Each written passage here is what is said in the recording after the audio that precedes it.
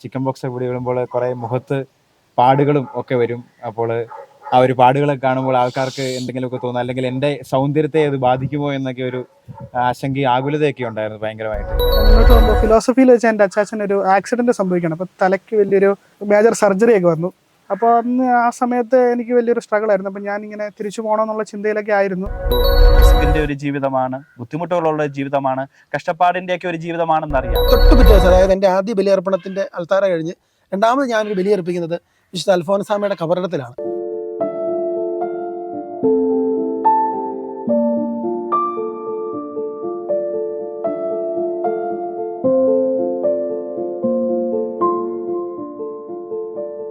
ജോഷി അച്ഛാ, തിരുപ്പട്ടത്തിന്റെ ഏറ്റവും അടുത്ത ദിവസങ്ങളിലൂടെ കടന്നു പോയപ്പം ഒരുപാട് സഹനങ്ങളിലൂടെ കടന്നു പോയെന്ന് വാച്ചുകാരായി ഞങ്ങൾക്ക് മനസ്സിലാക്കിയിട്ടുണ്ട്. ജോഷി അച്ഛന് സഹനങ്ങളിലൂടെ കടന്നു പോയിട്ട് എന്തെങ്കിലും പ്രത്യേക അനുഭവം ഉണ്ടായിരുന്നോ ആദ്യത്തെ ബലിയർപ്പണത്തിൽ?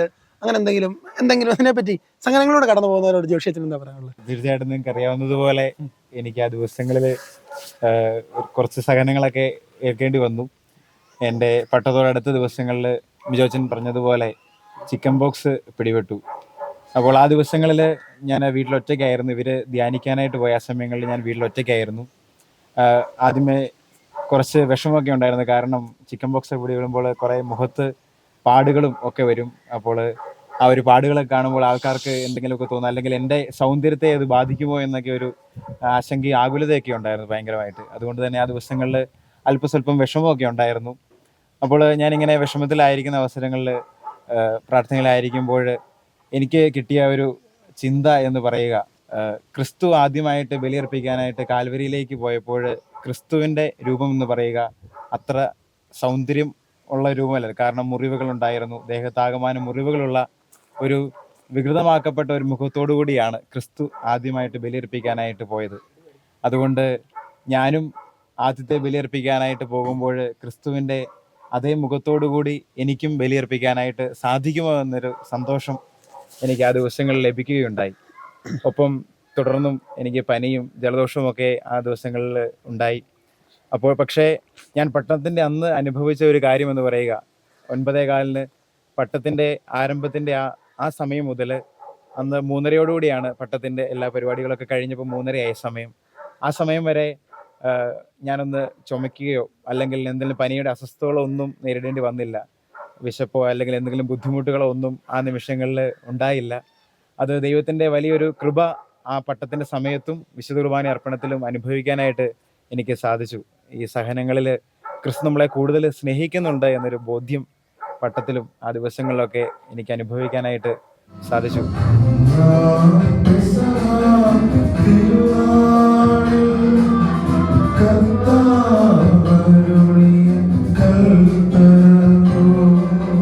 ഞങ്ങൾക്ക് എല്ലാവർക്കും അറിയാം, അച്ഛൻ്റെ വീട്ടുകാരെയും ഞങ്ങൾക്ക് എല്ലാവർക്കും അറിയാം.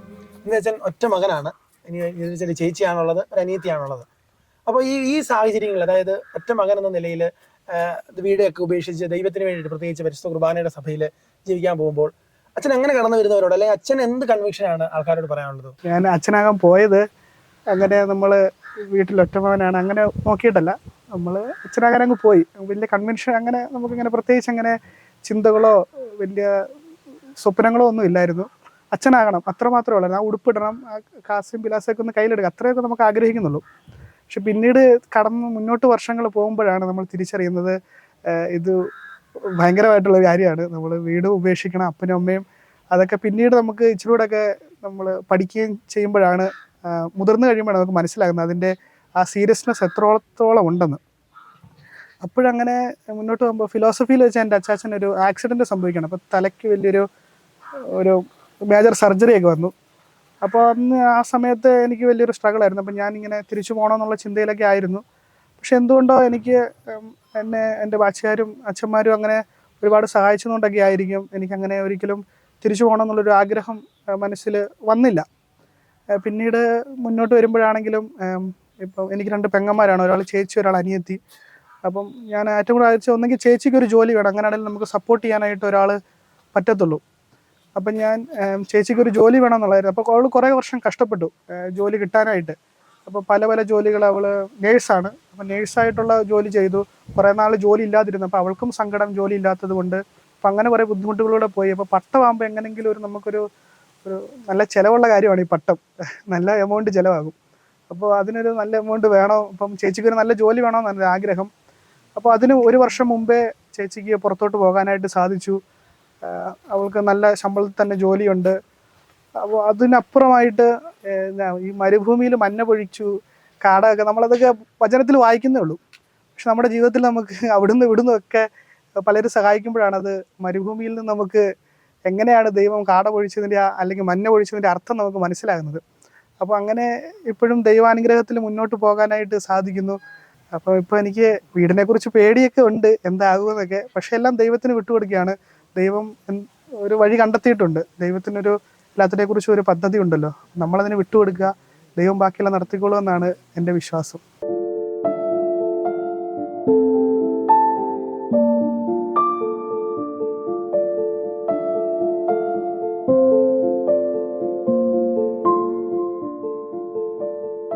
എൻ്റെ പേര് ഫാദർ ജിൻസൺ കീടൻകുറ്റിയിൽ MCBS.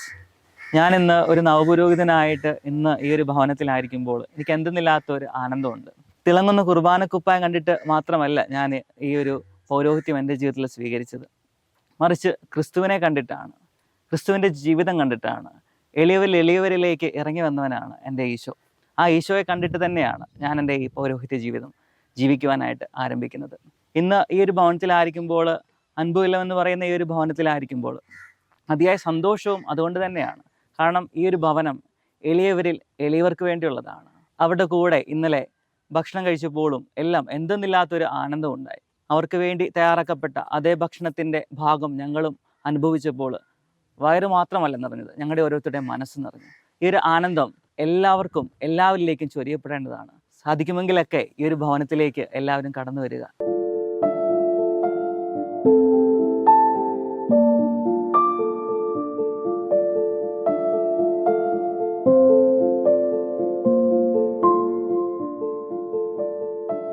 എൻ്റെ പേര് ഫാദർ അജോ കൊച്ചുറമ്പിൽ. എൻ്റെ സ്ഥലമെന്ന് പറയുന്നത് കോട്ടയത്ത് ആനിക്കാട് എന്ന് പറഞ്ഞ സ്ഥലത്തു നിന്നാണ് ഞാൻ വരുന്നത്. ഞാനിപ്പോൾ ദിവ്യകാരുണ്യ മിഷണറി സഭയിൽ ഒരു വൈദികനായിട്ട് നിയുക്തനാക്കപ്പെട്ടിരിക്കുകയാണ്. ഈ കഴിഞ്ഞ ജനുവരി 1-ാം തീയതിയായിരുന്നു എൻ്റെ തിരുപ്പട്ടം. പൗരോഹിത്യം എൻ്റെ ജീവിതത്തിന് നൽകിയ ഒരു മഹത്വവും കൃപയും ഞാൻ തിരിച്ചറിയുന്നുണ്ട്. ഈ സമയം, ഈ കാലഘട്ടത്തിൽ പൗരോഹിത്യം ഏറെ വെല്ലുവിളികളിലൂടെ കടന്നു പോകുന്ന ഈ കാലഘട്ടത്തിൽ ഒരു പുരോഹിതനായിട്ട് ജീവിക്കുവാനായിട്ട് കഴിയുക എന്ന് പറയുന്നത് പോലും തന്നെ റിസ്കിൻ്റെ ഒരു ജീവിതമാണ്, ബുദ്ധിമുട്ടുകളുള്ള ജീവിതമാണ്, കഷ്ടപ്പാടിൻ്റെയൊക്കെ ഒരു ജീവിതമാണെന്നറിയാം. പക്ഷേ ഞങ്ങളുടെ സഭയുടെ ക്യാരിസം പോലെ അൾത്താരിൽ നിന്നും ജീവിതം നയിക്കുവാനും ജീവിതങ്ങളെ നയിക്കുവാനുമുള്ള ഒരു വലിയ വിളിയാണെന്ന തിരിച്ചറിവ് ഈ സമയം ലഭിക്കുന്നുണ്ട്.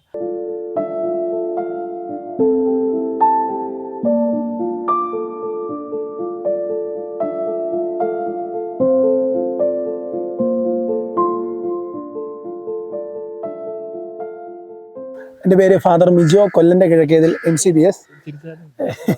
ഞാനൊരു കുട്ടനാട്ടുകാരനാണ്. ആലപ്പുഴ ജില്ലയിലെ മാമ്പുഴിക്കരി എന്ന് പറഞ്ഞ സ്ഥലത്താണ് എൻ്റെ വീട്. 2024 ഡിസംബർ 31-ാം തീയതി ആയിരുന്നു എൻ്റെ തിരുപ്പട്ട സ്വീകരണം. അല്ലെങ്കിൽ തിരുപ്പട്ടത്തിന് അന്നും ഞാൻ പ്രതീക്ഷിച്ചില്ല. അന്ന് ഡിസംബർ 31-ാം തീയതി ആയിരുന്നു. ഞാൻ ഒട്ടും പ്രതീക്ഷിക്കാത്ത സംഭവം ആ ദിവസങ്ങളുണ്ട്, മറ്റൊന്നുമല്ല. ജനുവരി 1-ാം തീയതി തീർച്ചയായും ഞാൻ എൻ്റെ ഇടവകപ്പള്ളിയിലാണ് ബലിയർപ്പിച്ചത്. ആദ്യത്തെ ദിവസം തന്നെയാണ്, ന്യൂ ഇയർ ആണ്. അത് കഴിഞ്ഞ് ഞാൻ ജോഷിയച്ചൻ്റെ പട്ടത്തിന് വേണ്ടിയിട്ടാണ് പാലായ്ക്ക് പോയത്. ഞാൻ ഒട്ടും പ്ലാൻ ചെയ്യാത്തൊരു സംഭവം അന്നുണ്ടായി, മറ്റൊന്നുമല്ല. തൊട്ട് പിറ്റേ ദിവസം, അതായത് എൻ്റെ ആദ്യ ബലിയർപ്പണത്തിൻ്റെ അൾത്താര കഴിഞ്ഞ് രണ്ടാമത് ഞാനൊരു ബലിയർപ്പിക്കുന്നത് വിശുദ്ധ അൽഫോൻസാമയുടെ കബറിടത്തിലാണ്. അപ്പോൾ ഞാൻ ഓർത്തു രാമപുരം പള്ളിയിൽ നമ്മുടെ വാഴ്ത്തപ്പെട്ട കുഞ്ഞച്ചൻ്റെ കബറിടത്തിൽ ബലിയർപ്പിക്കാൻ. കാരണം ഞാൻ ഡീക്കനായിരുന്ന സമയത്ത് അവിടെ പോയി അടിമ വെക്കാനും അങ്ങനെ കാര്യങ്ങൾക്കൊക്കെ സഹായിക്കാൻ പോയിട്ടുണ്ട്. അപ്പോൾ ഞാൻ അവിടുത്തെ കൊച്ചന്മാരുമായിട്ട് പരിചയമുണ്ട്. അപ്പം ഞാൻ അച്ഛന്മാരോട് ചോദിച്ചാൽ അച്ഛൻ എന്നോട് കുർബാന അർപ്പിക്കാൻ സാധ്യതയുണ്ടോ എന്ന് ചോദിച്ചപ്പോൾ തീർച്ചയായും എനിക്കൊരു അവസരം കിട്ടി. അതായത് 3-ാം തീയതി എന്ന് പറയുന്നത് ചാവറയച്ചൻ്റെ പെരുന്നാളാണ്, ജനുവരി 3. അപ്പം അന്ന് ഞാൻ അവിടെ ഇങ്ങനെ അതുവഴി പോയപ്പം ഭയങ്കര ജനവും പിതാക്കന്മാരൊക്കെയാണെന്ന് കുർബാന ചൊല്ലുന്നതൊക്കെ. അപ്പോൾ ഞാനോർത്തോ നമുക്കൊന്നും ഇവിടെ 4-ാം തീയതി എന്ന് പറഞ്ഞാൽ എല്ലാം ടൈറ്റ് ഷെഡ്യൂൾഡാണ്. പക്ഷേ ദൈവം അനുഗ്രഹിച്ച് എനിക്ക് ദൈവ സാഹചര്യങ്ങൾ ഒരുക്കി തന്നു. അച്ഛൻ വഴി അവിടുത്തെ പ്രിയോരച്ഛനൊക്കെ സംസാരിച്ച, അതായത് അതിൻ്റെ 4-ാം തീയതി, അതായത് ആദ്യ ദിവസം അൽഫോൻസാമയുടെ കബറിടത്തിൽ ബലിയർപ്പിച്ചു, 2-ാം ദിവസം വാഴ്ത്തപ്പെട്ട കുഞ്ഞച്ചൻ്റെ കബറിടത്തിൽ ബലിയർപ്പിച്ചു, 3-ാം ദിവസം ഞാൻ ബലിയർപ്പിക്കുന്നത് വിശുദ്ധ ചാവറയച്ചൻ്റെ കബറിടത്തിലാണ്. അപ്പോൾ അത് അവിടുത്തെ ചാർജുള്ള അച്ഛൻ വലിയ അത്ഭുതകരമായിട്ട് എന്നോട് സംസാരിക്കുകയും ഞാൻ അച്ഛനോട് പറഞ്ഞു, അച്ഛൻ ഇത് കോയിൻസിഡൻസ് ആണെന്ന് പറഞ്ഞു. കോയിൻസിഡൻസ് എന്ന വാക്ക് പറയരുതെന്ന് ഞാനാണെന്ന് പ്രസംഗത്തിൽ പറഞ്ഞതൊക്കെ അത് സംസാരിച്ചു. അപ്പോൾ എനിക്കൊരു വലിയ അനുഭവമായിട്ട് തോന്നി. കാരണം ഇതൊക്കെ നമുക്ക് ഈ സ്ഥലങ്ങളിലൊക്കെ പോയി ബലിയർപ്പിക്കണമെങ്കിൽ നേരത്തെ നമുക്ക് അപ്പോയിൻമെൻറ്റ് എടുക്കുകയോ നമുക്ക് അവസരങ്ങളൊക്കെ കിട്ടും, ബ്രോദർക്ക് ചാൻസ്. പക്ഷേ ഇതെല്ലാം ദൈവം എനിക്ക് അവസരങ്ങൾ ഉണ്ടാക്കിയതായിട്ട് തോന്നി. അതായത് ആദ്യ ബലിയർപ്പണം 3 ബലിയർപ്പണവും വിശുദ്ധയുടെ അല്ലെങ്കിൽ വിശുദ്ധ ജീവിതം നയിക്കുന്നവരുടെ കബറിടത്തെ ബലിയർപ്പിക്കാൻ സാധിച്ചത് വലിയൊരു ദൈവാൻ അല്ലെങ്കിൽ മറ്റൊരു പുരോഹിതർക്കും അങ്ങനെ കിട്ടിയിട്ടുണ്ടോ എന്ന് എനിക്കറിയത്തില്ല. അത് ദൈവാനുഗ്രഹമായിട്ട് ഞാൻ കാണുന്നു, ഒരു ദൈവനെ സ്നേഹിക്കുന്നതായിട്ട് കാണുന്നു.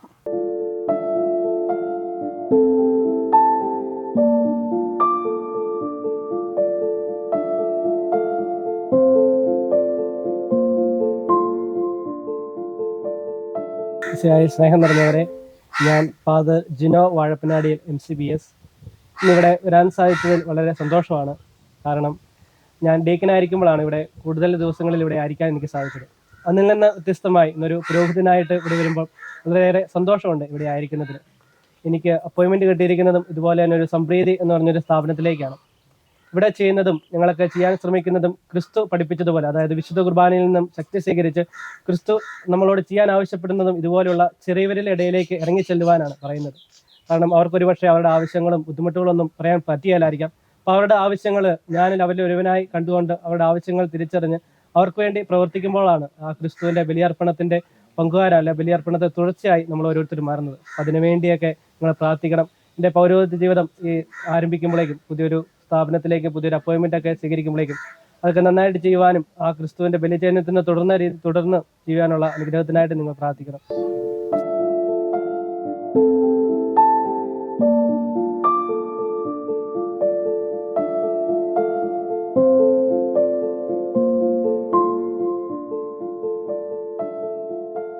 എനിക്ക് അൻപൂലത്തിലേക്ക് വരാനായിട്ട് ഒരുപാട് സന്തോഷമുണ്ട്. കാരണം ഞാനിവിടെ ആദ്യമായിട്ട് വന്നപ്പോൾ എനിക്കിവിടെ ഇഷ്ടമല്ലായിരുന്നു. പക്ഷെ പിന്നീട് ഇവിടെ നിന്ന് കുറച്ച് ദിവസങ്ങൾ കഴിഞ്ഞപ്പോൾ എനിക്ക് ഈ സ്ഥലത്തിനോട് ഹൃദയത്തിൽ അഭേദ്യമായൊരു ബന്ധം തോന്നിപ്പോയി. അത് എന്തുകൊണ്ടാണെന്ന് ചോദിച്ചാൽ എനിക്കറിയത്തില്ല, അങ്ങനെ അങ്ങ് തോന്നിപ്പോവുകയാണ് ചെയ്തത്.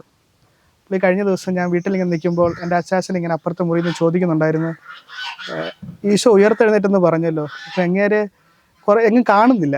അപ്പോൾ ഇങ്ങനെ കണ്ടു കിട്ടുവാണെങ്കിൽ കുറച്ച് കാര്യങ്ങൾ ചോദിക്കാനുണ്ടായിരുന്നു. അച്ചാച്ചൻ ഇങ്ങനെ അടുത്ത മുറിയിൽ ഇങ്ങനെ പറയുന്നുണ്ടായിരുന്നു. അപ്പം നമ്മളപ്പോൾ കേട്ടു അങ്ങ് വിടുന്നു. അപ്പോൾ കുറച്ച് കഴിഞ്ഞപ്പോൾ ഞാൻ ഇവിടെ വന്നപ്പോഴാണ് ചിന്തിക്കുന്നത്, അപ്പോൾ നമ്മൾ ഈശോയെ കാണുന്നത് ഇവിടുത്തെ മനുഷ്യരിലും നമ്മളെ സകലരിലുമാണ് ഈശോയെ കാണുന്നത്. അപ്പം ഈശോയെ കാണാനായിട്ട്, ഈ പൗരോഹിത്യത്തിലൂടെ മനുഷ്യരിൽ ഈശോയെ കാണാനായിട്ട് എനിക്ക് സാധിക്കണം. അതിനുവേണ്ടിയാണ് ഞാൻ പരിശ്രമിക്കുന്നത്. കർത്താവിൻ്റെ മഹാജൂബിലി വർഷത്തിലൂടെയാണ് നമ്മൾ കടന്നു പോകുന്നത്. ഈ വർഷത്തിൽ നമുക്ക് തിരുസഭയ്ക്ക് ഒത്തിരിയധികം വൈദികരെ നമുക്ക് കഴിഞ്ഞ ഡിസംബറിലൊക്കെ നമുക്ക് ലഭിച്ചു. അവരുടെ എല്ലാം പ്രതിനിധിയായിട്ട് ഈ 6 വൈദികർ ഇന്ന് ഇവിടെ അൻപൂലത്തിൽ വന്ന് വിശുദ്ധ ബലി അർപ്പിച്ച് മക്കളെയൊക്കെ ശുശ്രൂഷിച്ച് മക്കളെ സ്നേഹിച്ച് അവർ ഇന്ന് ഇവിടെ നിന്ന് കടന്നു പോവുകയാണ്. അവരുടനെ തന്നെ അവരുടെ ദൗത്യങ്ങളിലേക്ക് അവർ അയക്കപ്പെടുകയാണ്. ഇന്ത്യയിലെ പല ഭാഗങ്ങളിലേക്കാണ് ഇവർ പോവുക. രാജസ്ഥാനും അതുപോലെ തന്നെ കേരളത്തിൻ്റെ പല ശുശ്രൂഷകളിലൊക്കെ കേരളത്തിലും പല ശുശ്രൂഷകളൊക്കെ ചെയ്താണ് ഇവരിനി അവരുടെ പൗരോഹിത്യ ജീവിതം ആരംഭിക്കുക.